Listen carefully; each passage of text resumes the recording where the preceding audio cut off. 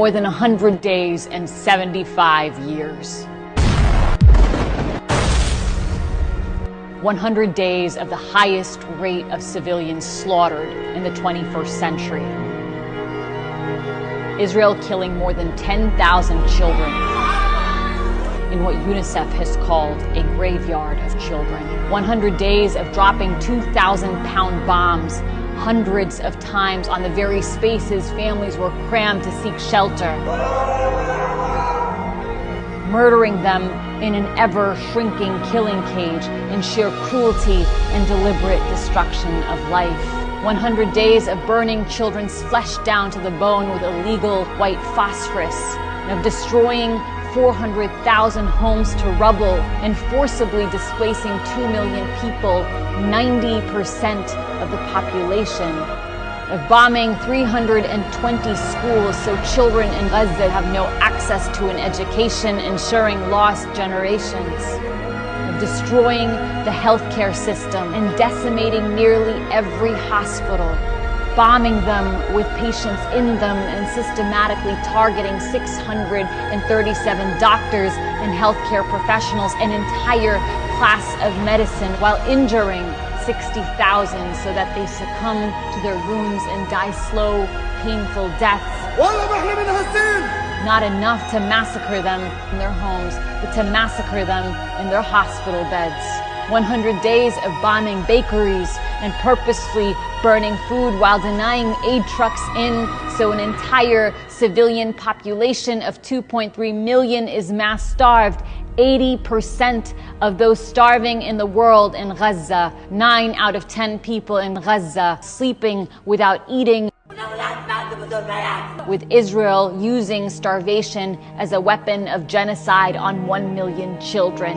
100 days of killing more than 100 journalists, the highest number of journalists murdered in history.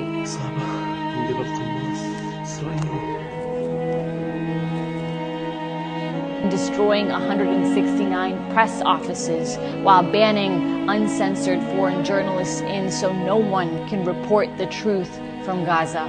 100 days of Israel cutting off telecom and internet services while it burns entire communities alive, killing families in the dark. Only 6 ambulances left to save a population of 2.3 million. 100 days of destroying the world's oldest churches, mosques, universities, historical archives to erase a people's culture and their history. 100 days of target assassinations of Gaza's best and brightest, its leading poets and civic activists, its preeminent scholars and scientists, its leading public intellectuals to kill any prospect of a people's future. 100 days of erasing 1,400 multi-generational families from civil registries, grandparents, parents,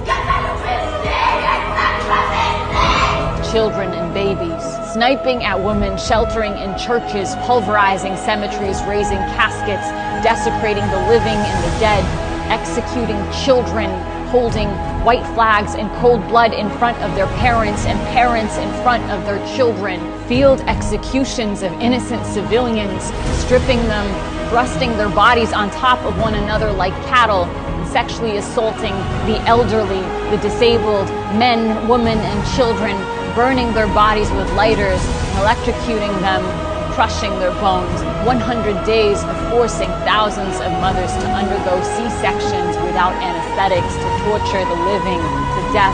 100 days of blowing limbs off 9,000 children and cruelly forcing thousands to undergo amputations without anesthetics. 100 days of orphaning 25,000. Creating a generation of traumatized children without parents. 100 days of collapsing neighborhoods on families' heads in their sleep.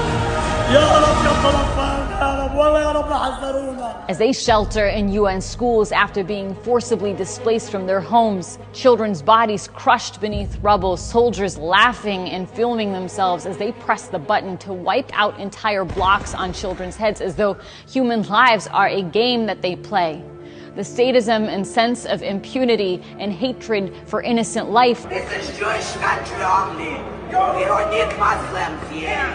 knowing no likeness in our lifetime. 100 days of them telling the world what they are doing in horrifying language, followed by action at the highest levels and across society. Language that we heard in the worst horrors of human history, speaking of annihilating a people and of human animals. And that is why the world is marching with Palestine, because it's impossible to know the truth as a human being of conscience and to uphold this for human life.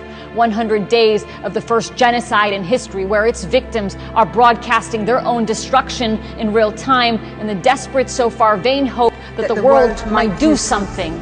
This can never be self-defense.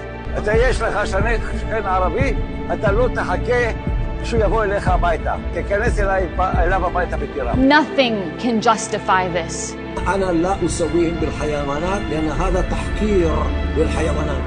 This is genocide on a population that's been subjected to 75 years of annihilation. And if I don't steal it, someone else is going to steal it. Of ethnic cleansing and vicious apartheid on their land in Gaza and in the West Bank, a Nakba that has never ended. Of 56 years of brutal illegal occupation and violent oppression. Of 17 years of a deadly siege in the world's largest concentration camp. A people denied their right to exist for the past 75 years, denied their right to live in dignity and in freedom. A people persecuted for decades, massacred in the thousands, held hostage in the thousands before October 7th and every day after October 7th. Tortured in indefinite military detention without trial or charge, including thousands of children suffering pogroms of their villages, the destruction of their homes and schools, the uprooting of their olive trees and their history and their families and their livelihoods.